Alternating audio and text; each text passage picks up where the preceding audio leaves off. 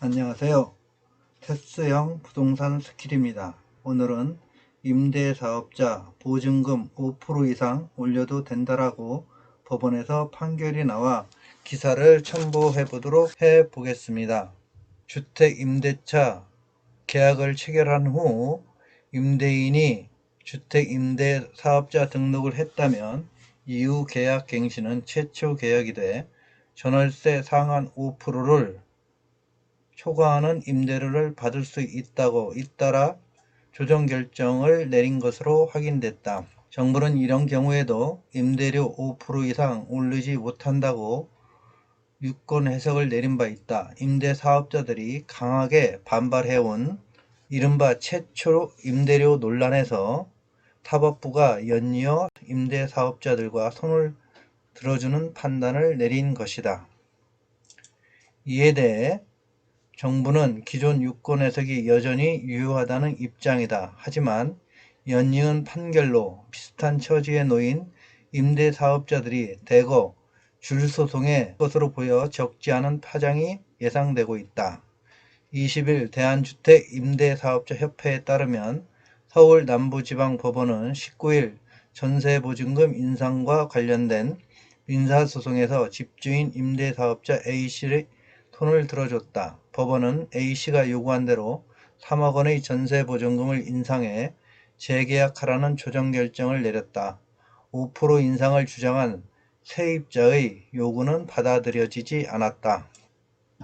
이 같은 문제가 발생한 것은 기존 민간임대주택특별법과 정부가 개정한 임대차 보호법이 서로 상충하기 때문이다. 임대주택특별법에는 2019년 10월 23일 이전에 등록한 임대사업자는 등록 당시 존속 중인 임대차 계약이 있으면 그 임대차 계약의 종료 후 재계약이 적용되는 최초 임대료를 임대사업자가 임의대로 정할 수 있다. 한마디로 이 같은 경우 계약 갱신 때 5%를 적용받지 않는다는 것이다. 하지만 지난해 7월 말부터 개정된 임대차 보호법이 시행되면서 문제가 불거졌다. 임대차 보호법에는 계약 갱신 청구권을 사용할 경우 임대료 인상폭을 5% 이내로 정했다.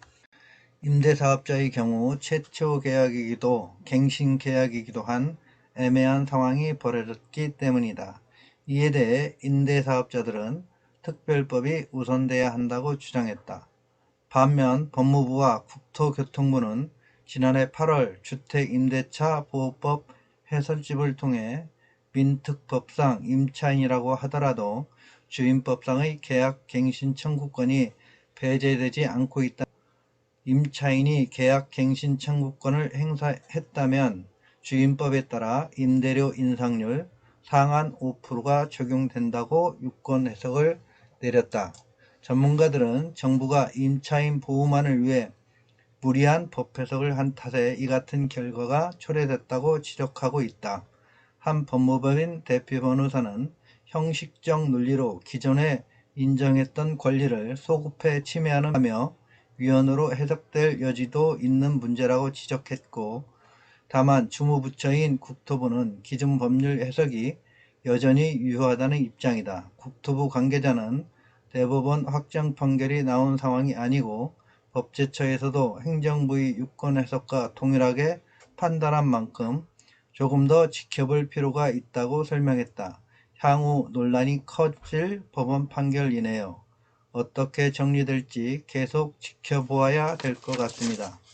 오늘은 여기까지. 감사합니다. 테스형의 부동산 스킬이었습니다. 바이바이 뿅.